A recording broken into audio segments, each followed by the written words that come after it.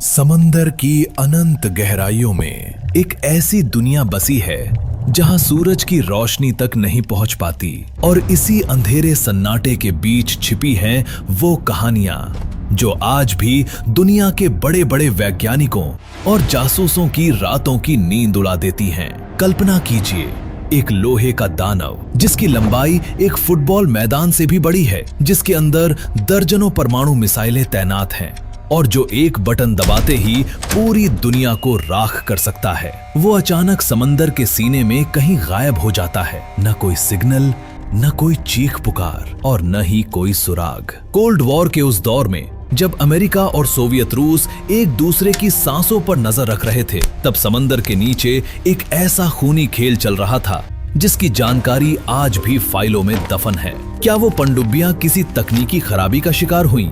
या फिर उन्हें किसी गुप्त मिशन के दौरान खामोश कर दिया गया? क्या आपको लगता है कि समंदर की गहराइयों में आज भी कोई ऐसी शक्ति मौजूद है जो इंसानी तकनीक को चुनौती दे रही है, या फिर ये सब इंसानी साजिशों का हिस्सा है? अपनी राय हमें कमेंट्स में जरूर बताएं। अगर आपको ऐसे ही अनसुलझे रहस्यों में दिलचस्पी है तो वीडियो को लाइक करें और चैनल को सब्सक्राइब करना न भूलें, ताकि आप ब्रह्मांड और समंदर के इन गहरे राजों से जुड़े रहें। कहानी की शुरुआत होती है साल 1968 से। ये साल इतिहास के पन्नों में the year of lost submarines के नाम से दर्ज है, क्योंकि इसी एक साल के भीतर दुनिया की 4 सबसे ताकतवर पनडुब्बियां रहस्यमयी तरीके से गायब हो गईं। लेकिन इनमें से सबसे सनसनीखेज मामला था सोवियत रूस की K-129 का। 24 फरवरी 1968 को सोवियत रूस की ये golf 2 class ballistic missile submarine अपने बेस पेट्रोपाव्लोव्स्क से प्रशांत महासागर के लिए रवाना हुई थी।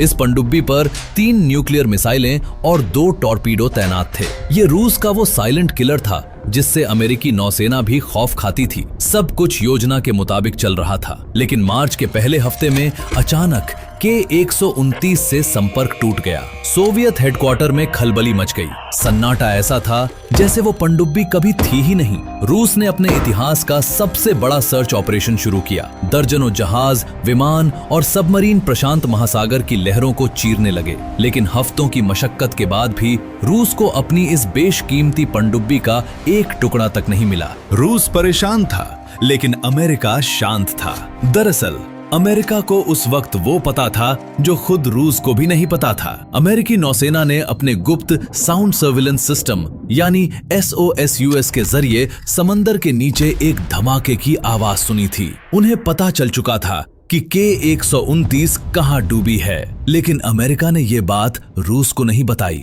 ये कोल्ड वॉर का सबसे बड़ा माइंड गेम था। रूस ने अपनी खोज बंद कर दी और मान लिया कि उनकी सबमरीन हमेशा के लिए खो गई है। लेकिन यहाँ से शुरू हुआ सीक्रेट मिशन प्रोजेक्ट अजोरियन। अमेरिका चाहता था कि वो उस डूबी हुई रूसी पनडुब्बी को समंदर की 16,000 फीट की गहराई से बाहर निकाल ले। क्यों?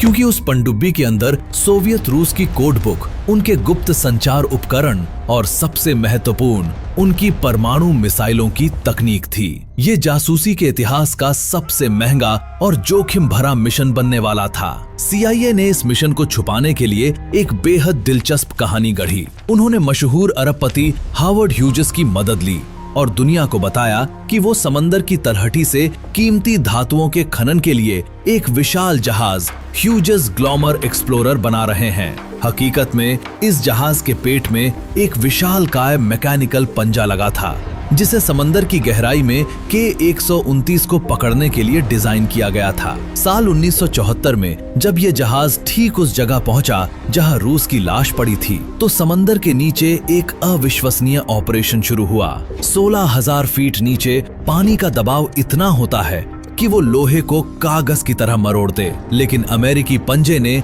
K-129 को अपनी जकड़ में ले लिया। जैसे ही इसे ऊपर खींचना शुरू किया गया, एक भयानक हादसा हुआ। पनडुब्बी का एक बड़ा हिस्सा टूटकर वापस गहराई में गिर गया।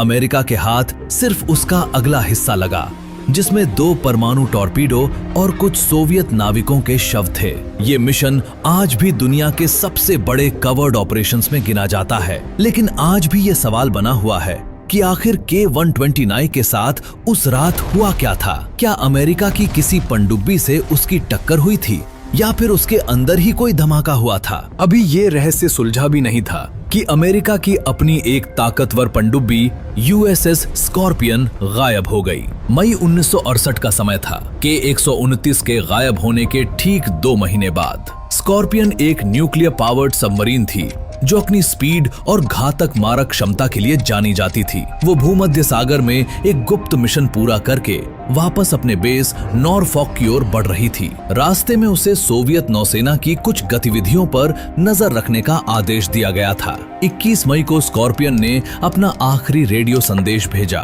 और उसके बाद सन्नाटा छा गया। जब वो तय समय पर अपने बेस नहीं पहुंची तो अमेरिकी नौसेना में हड़कंप मच गया। हफ्तों की तलाश के बाद समंदर की 10,000 फीट की गहराई में स्कॉर्पियन का मलबा बिखरा हुआ मिला। जांच रिपोर्ट में कहा गया कि शायद एक टॉर्पीडो गलती से पनडुब्बी के अंदर ही फट गया था, लेकिन कई विशेषज्ञों का मानना है कि ये केवल एक हादसा नहीं था। उस दौर के जासूसों की माने तो स्कॉर्पियन ने रूस के किसी ऐसे राज को जान लिया था जिसे छुपाने के लिए रूस ने उसे समंदर की गोद में सुला दिया। आगे की कहानी और भी हैरान करने वाली है, क्योंकि अब हम उस रूसी पनडुब्बी की बात करेंगे जिसने दुनिया को तीसरे विश्व युद्ध की दहलीज पर खड़ा कर दिया था। क्या आप जानते हैं कि एक गायब हुई पनडुब्बी कैसे पूरी दुनिया को राख बना सकती थी? आगे की कहानी में हम जानेंगे उस भूतिया पनडुब्बी का सच जिसने अमेरिका के होश उड़ा दिए थे। इस वीडियो को लाइक करना ना भूलें, क्योंकि असली रोमांच तो अभी शुरू होने वाला है। इंसानी गलतियों और जासूसी की इन कहानियों के बीच एक ऐसी घटना भी घटी जिसने पूरी दुनिया को ये बता दिया कि समंदर की गहराई में परमाणु ऊर्जा के साथ खेलना कितना खतरनाक हो सकता है। ये कहानी है यूएसएस थ्रेशर की। 10 अप्रैल 1963 का वो काला दिन जब अमेरिकी नौसेना ने अपनी सबसे आधुनिक और सबसे तेज परमाणु पनडुब्बी को हमेशा के लिए खो दिया। थ्रेशर कोई साधारण पनडुब्बी नहीं थी। ये उस समय की स्टेट ऑफ द आर्ट तकनीक का नमूना थी, जिसे विशेष रूप से रूसी पनडुब्बियों का शिकार करने के लिए बनाया गया था। कोस्ट ऑफ केप कॉड से लगभग 350 किलोमीटर दूर थ्रेशर अपने गहरे गोते लगाने के परीक्षण कर रही थी। इसके साथ सतह पर मौजूद था यूएसएस स्कीलार्की, जो रेडियो के जरिए थ्रेशर से संपर्क बनाए हुए था। सुबह के 9:13 हुए थे। थ्रेशर धीरे धीरे समंदर की उस गहराई तक जा रही थी जहां पानी का दबाव हड्डियों को भी पीस सकता था। तभी अचानक रेडियो पर एक बहुत ही अस्पष्ट और कटी फटी आवाज गूंजी। थोड़ी परेशानी हो रही है, ऊपर आने की कोशिश कर रहे हैं, हवा के टैंकों को खाली कर रहे हैं। और फिर अचानक एक ऐसी आवाज सुनाई दी जिसे सुनकर स्कीलार्की पर मौजूद अधिकारियों का खून जम गया। ये धमाके की आवाज नहीं थी, बल्कि एक विशाल लोहे के डिब्बे के पिचकने की भयानक आवाज थी। समंदर की गहराइयों में उस वक्त क्या हुआ होगा, इसकी कल्पना करना भी रूह कंपा देता है। जांच में पता चला कि एक मामूली पाइप के फटने से पानी इंजन रूम में घुस गया था, जिससे परमाणु रिएक्टर बंद हो गया, बिजली गुल हो गई और पनडुब्बी के पास ऊपर आने का कोई रास्ता नहीं बचा। वो विशाल शिकारी एक लोहे की कब्र बन गया और 129 लोग चंद सेकंड के भीतर समंदर की बेतहाशा गहराई में समा गए। ये अमेरिकी नौसेना का सबसे बड़ा और सबसे डरावना नुकसान था। लेकिन इस हादसे ने समंदर के नीचे चल रही जंग के नियमों को हमेशा के लिए बदल दिया। जैसे जैसे कोल्ड वॉर अपने चरम पर पहुंच रहा था, रूस भी पीछे नहीं रहने वाला था। अब हम बात करेंगे एक ऐसी सोवियत पनडुब्बी की जिसके गायब होने की खबर को रूस ने सालों तक दुनिया से छिपाए रखा। ये कहानी है S-80 की। जनवरी 1961 में रूस की ये डीजल इलेक्ट्रिक पनडुब्बी बेरेंट सागर की बर्फीली लहरों के नीचे गायब हो गई। उस वक्त समंदर में जबरदस्त तूफान आया हुआ था, लेकिन एक खास किस्म का स्नॉर्कल सिस्टम जो पनडुब्बी को पानी के नीचे रहते हुए ऑक्सीजन लेने में मदद करता था, इस पनडुब्बी की मौत का कारण बना। रूसी अधिकारियों को पता था कि उनकी पनडुब्बी डूब चुकी है, लेकिन अपनी कमजोरी को छुपाने की आदत ने उन्हें 7 सालों तक चुप रहने पर मजबूर कर दिया। 1968 में जब इसे खोजा गया तो जो मंजर सामने आया वो किसी डरावनी फिल्म से कम नहीं था। पनडुब्बी के अंदर मौजूद नाविकों के शव वैसे ही पड़े थे जैसे वो उस आखिरी पल में थे, जैसे वक्त वहीं रुक गया हो। इस हादसे ने रूस को हिला कर रख दिया और उन्हें मजबूर किया कि वो अपनी पनडुब्बियों के डिजाइन में बड़े बदलाव करें। लेकिन इन सब में सबसे रहस्यमयी कहानी अभी बाकी है, और वो है रूस की K-278 कॉम्सोमोलेट्स की।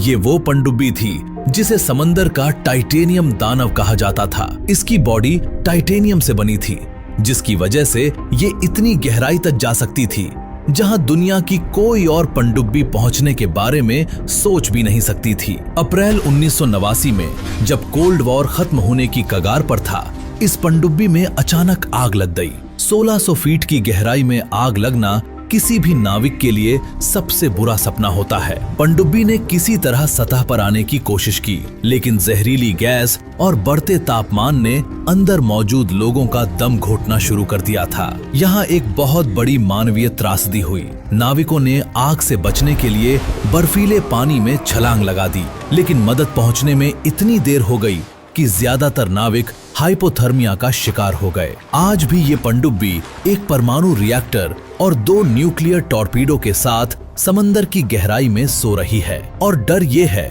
कि अगर कभी इसका रेडियो एक्टिव रिसाव हुआ तो ये पूरे समंदर के इकोसिस्टम को तबाह कर देगा। परंतु इन सभी कहानियों के बीच एक ऐसी कहानी भी है जिसने अमेरिका और रूस के बीच के तनाव को एक नए स्तर पर पहुंचा दिया था। ये कहानी है एक घोस्ट सबमरीन की, जिसने बिना किसी चेतावनी के अमेरिकी डिफेंस सिस्टम को चकमा देकर वॉशिंगटन के बेहद करीब पहुंचने की हिम्मत की थी। क्या वो कोई जासूसी मिशन था या फिर हमले की तैयारी? ये राज अभी भी गहरा है। जैसे जैसे हम इतिहास की इन अंधेरी गलियों में पीछे मुड़कर देखते हैं, हमें एहसास होता है कि समंदर के नीचे लड़ी गई ये अदृश्य जंग जमीन पर लड़ी गई किसी भी जंग से कहीं ज्यादा खौफनाक थी। हर खोई हुई पनडुब्बी के साथ दर्जनों जिंदगियां और अनगिनत राज हमेशा के लिए दफन हो गए। अभी हमें एक ऐसी पनडुब्बी के बारे में भी बात करनी है जिसे इजराइल का रहस्य कहा जाता है, लेकिन जिसके पीछे की असली कड़ी अमेरिका और रूस की कोल्ड वॉर जासूसी से जुड़ी हुई है। क्या आप जानते हैं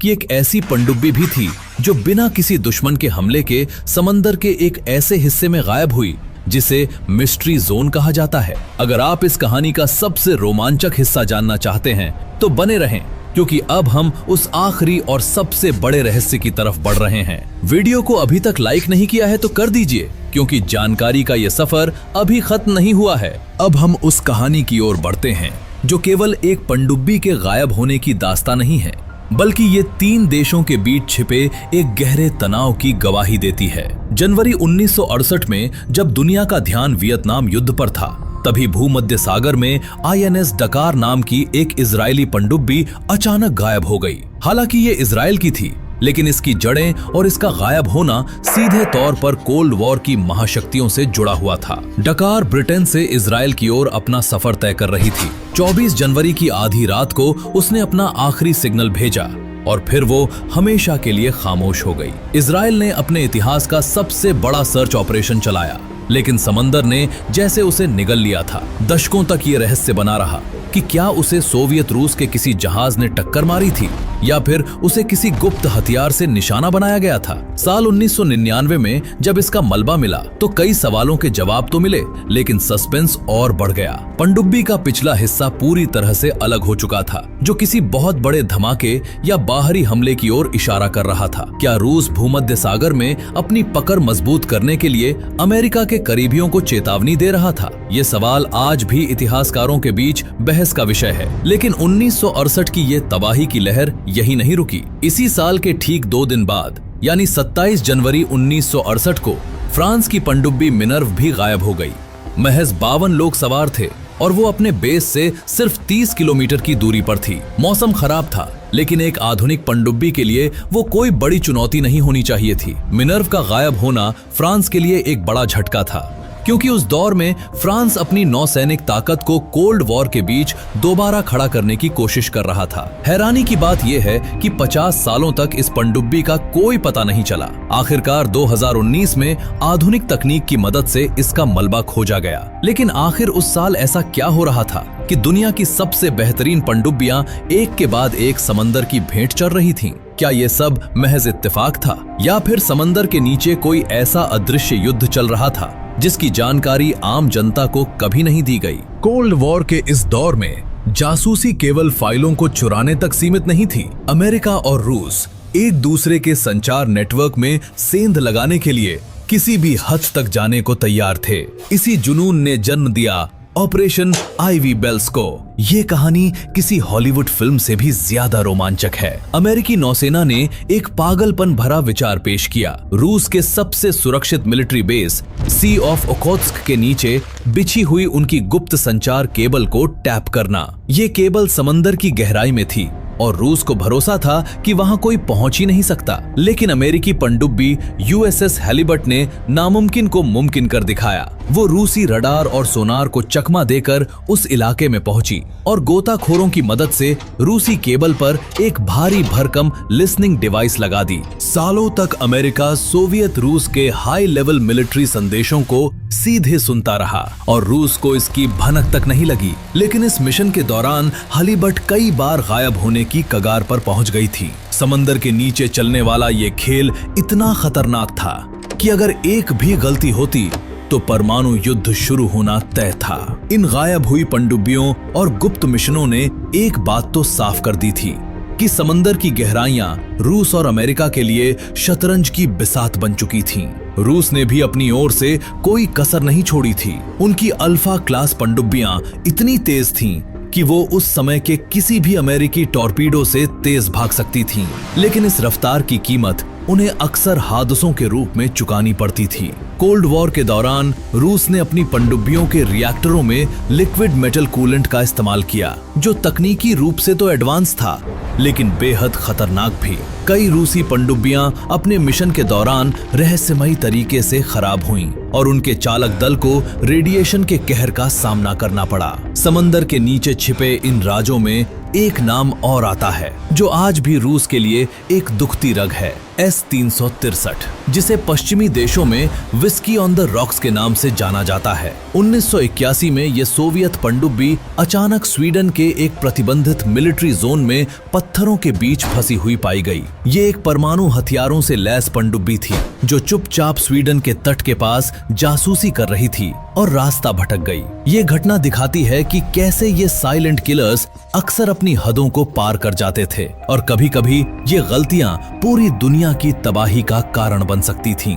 गायब होने वाली पनडुब्बियों में कई बार तकनीकी खराबी से ज्यादा इंसानी गलतियां और जासूसी का लालच जिम्मेदार था। आज जब हम पीछे मुड़कर देखते हैं तो पाते हैं कि इन गायब हुई पनडुब्बियों का मलबा आज भी समंदर की गहराई में एक मूक गवाह बनकर पड़ा है। इनमें से कई के अंदर आज भी परमाणु हथियार और रिएक्टर मौजूद हैं, जो किसी टिक टिक करते बम से कम नहीं है। क्या भविष्य में हमें इन खोई हुई पनडुब्बियों के असली सच का पता चलेगा, या फिर ये कहानियां हमेशा के लिए गहरे काले पानी के नीचे दफन रहेंगी? अभी इस कहानी का अंतिम और सबसे निर्णायक हिस्सा बाकी है, जहां हम जानेंगे कि आखिर इन सब हादसों ने आज की आधुनिक नौसेना को क्या सिखाया और क्या वाकई समंदर के नीचे आज भी कुछ ऐसा है जिसे हम समझ नहीं पाए हैं। क्या इन पनडुब्बियों के गायब होने के पीछे किसी तीसरी शक्ति का हाथ था? लेकिन क्या आपको लगता है कि पनडुब्बियों के गायब होने का ये सिलसिला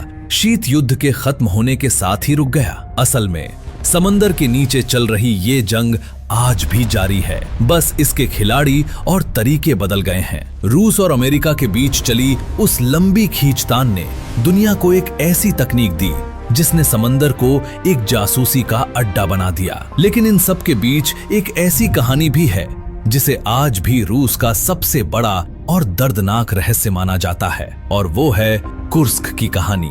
हालांकि ये घटना साल 2000 में हुई थी, लेकिन इसकी जड़ें उसी शीत युद्ध की मानसिकता में छिपी थीं। कुर्स्क रूस की सबसे बड़ी और अजेय मानी जाने वाली परमाणु पनडुब्बी थी। एक युद्धाभ्यास के दौरान इसमें 2 भयानक धमाके हुए और ये बेरेंट्स सागर की गहराई में समा गई। हैरानी की बात ये थी कि धमाके के बाद भी 23 नाविक जिंदा बचे थे जो मदद का इंतजार कर रहे थे। लेकिन रूसी सरकार ने घंटों और दिनों तक अपनी गोपनीयता बनाए रखने के चक्कर में विदेशी मदद लेने से इनकार कर दिया। जब तक बचाव दल वहां पहुंचा, बहुत देर हो चुकी थी। उन 23 नाविकों की खामोश चीखें आज भी रूसी नौसेना के ऊपर एक सवालिया निशान है। क्या वहां भी कोई अमेरिकी पनडुब्बी मौजूद थी? कई थ्योरीज कहती हैं कि कुर्स्क की टक्कर एक अमेरिकी पनडुब्बी से हुई थी, जिसे छिपाने के लिए रूस ने अपने ही जवानों की जान दांव पर लगा दी। ये घटना हमें याद दिलाती है कि समंदर के नीचे की राजनीति आज भी कितनी बेरहम हो सकती है। शीत युद्ध के दौर से लेकर आज तक गायब हुई इन पनडुब्बियों ने हमें एक और रहस्य की ओर इशारा किया है, जिसे USO कहा जाता है। कई अमेरिकी और रूसी पनडुब्बी चालकों ने अपने संस्मरणों में जिक्र किया है कि उन्होंने समंदर की गहराई में ऐसी चीजों को सोनार पर देखा जो किसी भी इंसानी तकनीक से कहीं ज्यादा तेज थीं। क्या मुमकिन है कि रूस और अमेरिका की इस लुका छिपी के खेल के बीच कोई और भी था जो उन पर नजर रख रहा था? कई बार जब पनडुब्बियां बिना किसी कारण के गायब हुईं, तो उनके पीछे इन अनजानी ताकतों का हाथ होने का अंदेशा भी जताया गया। हालांकि आधिकारिक तौर पर कोई भी देश इसे स्वीकार नहीं करता, लेकिन समंदर की गहराइयों में रिकॉर्ड की गई वो रहस्यमयी आवाजें, जिन्हें द ब्लूप या जूलिया कहा जाता है, आज भी वैज्ञानिकों के लिए पहेली बनी हुई हैं। इन टॉप 5 कहानियों से एक बात साफ है कि समंदर के नीचे की दुनिया उतनी शांत नहीं है जितनी ऊपर से दिखाई देती है। अमेरिका ने अपनी सबसेफ प्रोग्राम के जरिए अपनी पनडुब्बियों को सुरक्षित बनाने की कोशिश की, तो रूस ने